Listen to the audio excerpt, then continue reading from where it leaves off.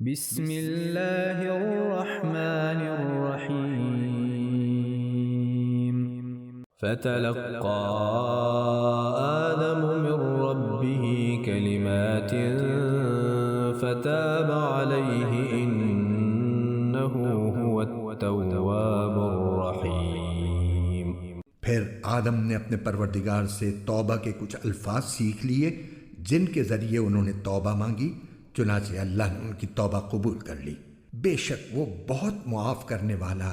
بڑا مہربان ہے۔ جب آدم علیہ السلام کو اپنی غلطی کا احساس ہوا تو وہ پریشان ہو گئے، لیکن سمجھ میں نہیں آ رہا تھا کہ اللہ تعالیٰ سے کن الفاظ میں معافی مانگے، اس لیے زبان سے کچھ نکل نہیں رہا تھا۔ اللہ تعالیٰ نے جو دلوں کے حال سے بھی خوب واقف ہیں اور رحیم و کریم بھی ہیں، ان کی اس کیفیت کے پیش نظر خود ہی ان کو توبہ کے الفاظ سکھائے جو سورہ اعراف میں مذکور ہیں۔ قال ربنا ظلمنا انفسنا وان لم تغفر لنا وترحمنا لنکونن من الخاسرین، یعنی اے ہمارے پروردگار، ہم اپنی جانوں پر ظلم کر گزرے ہیں، اور اگر آپ نے ہمیں معاف نہ فرمایا اور ہم پر رحم نہ کیا تو ہم برباد ہو جائیں گے۔ اس طرح اللہ تعالیٰ نے زمین پر بھیجنے سے پہلے انسان کو یہ تعلیم دے دی کہ جب کبھی نفسانی خواہشات یا شیطان کے بہکاوے میں آ کر اس سے کوئی گناہ سرزد ہو جائے تو اسے فوراً اللہ تعالیٰ سے توبہ کرنی چاہیے، اور اگرچہ توبہ کے لیے کوئی خاص الفاظ لازمی نہیں ہیں، بلکہ وہ ہر جملہ جس میں اپنے کیے پر ندامت اور آئندہ گناہ نہ کرنے کا ارادہ شامل ہو، اس کے ذریعے توبہ ممکن ہے۔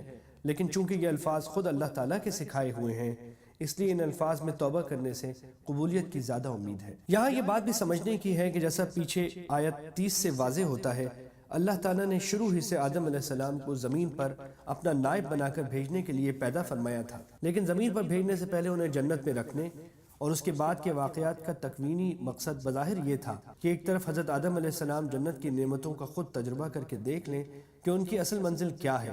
اور زمین پر پہنچنے کے بعد اس منزل کے حصول میں کس قسم کی رکاوٹیں پیش آ سکتی ہیں اور ان سے نجات پانے کا کیا طریقہ ہوگا۔ چونکہ فرشتوں کے مقابلے میں انسان کا امتیاز ہی یہ تھا کہ اس میں اچھائی اور برائی دونوں کی صلاحیت رکھی گئی تھی، اس لیے ضروری تھا کہ اسے زمین پر بھیجنے سے پہلے ایسے تجربے سے گزارا جائے۔ پیغمبر چونکہ معصوم ہوتے ہیں اور ان سے کوئی گناہ سرزد نہیں ہو سکتا، اس لیے آدم علیہ السلام کی یہ غلطی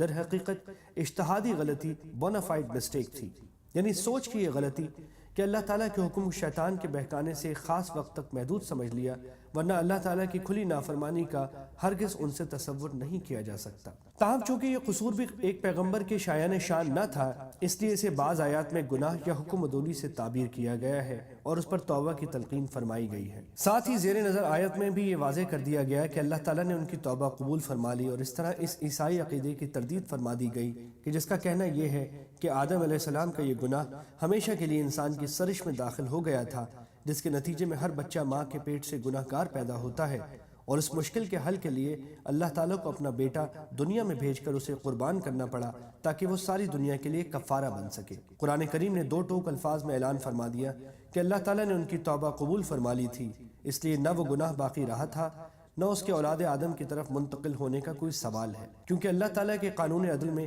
ایک شخص کے گناہ کا بوجھ دوسرے کے سر پر نہیں ڈالا جاتا۔